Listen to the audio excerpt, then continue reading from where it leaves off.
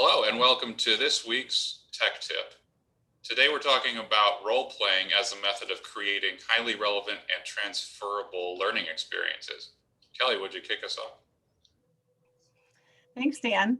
So I want to mention a way that if you are new to role-playing in your classes, and I'm going to refer to the online class, then you can use the discussions boards for this. So think of some kind of real world example that they will encounter or something that is in your weekly content.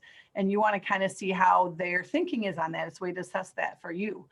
So the first week I would assign roles to them. And so say this week you're doing such and such a role, and it could be you are the healthcare provider, and then in the next week you might throw a curveball into the next discussion and kind of say, now you are the patient.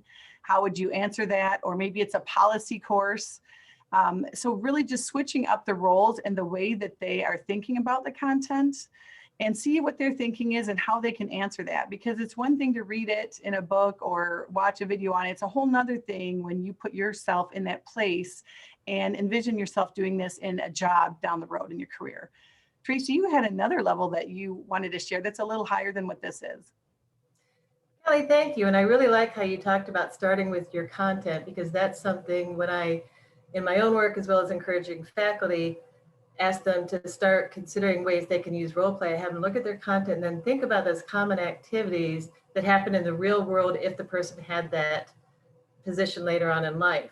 And so one example that has worked really well for the criminal justice classes created by Steve Huntersmark is the use of video. So think about a traffic stop.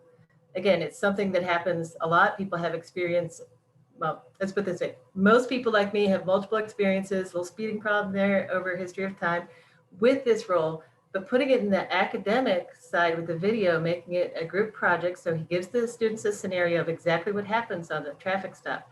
The students in a small group in their own time record a Zoom, basically reenactment of this.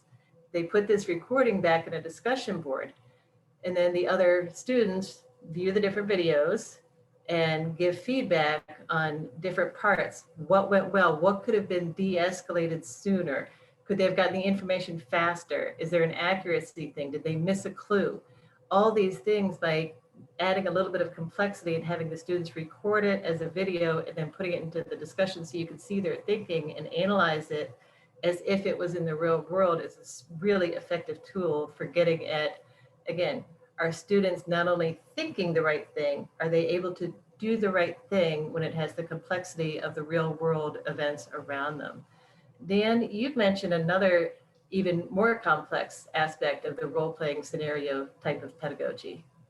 Sure, I wanted to highlight an example wherein teams of students would take on a particular role in a specific context. This might be the leadership team of a company, for example. So whether you're in a business field or education or a technical discipline, you know, we're in a world of organization. So whatever that might mean for you, your students can take on a role there and as a team react to real world scenarios, problems, and things like that that they might encounter, and react to them as professionals in the field would, whether that's through a presentation, utilizing a particular tool, or writing a particular document.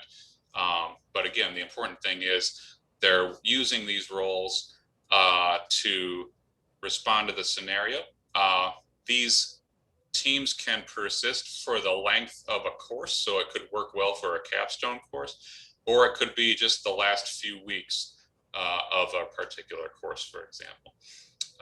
And keep in mind too, everything we've been talking about can be facilitated through particular uses of Zoom and various tools in Canvas. So anything you want to do to facilitate a role-playing exercise,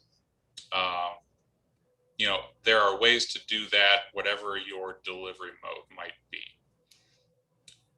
Any concluding thoughts?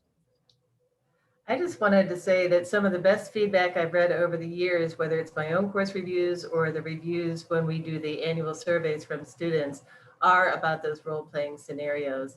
And absolutely at any time, call Dan, you know, myself, Kelly, or Rhonda Kessling, who isn't here today, because we are happy to help create role plays. I mean, think about this whole COVID lockdown.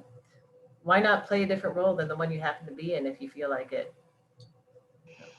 And last thought is when you're thinking of adding in the scenarios and role playing for an assessment piece for you to see if they've mastered the content, this can be used in place of a research paper or in place of something else because they are still writing, they're still researching and using all those same tools.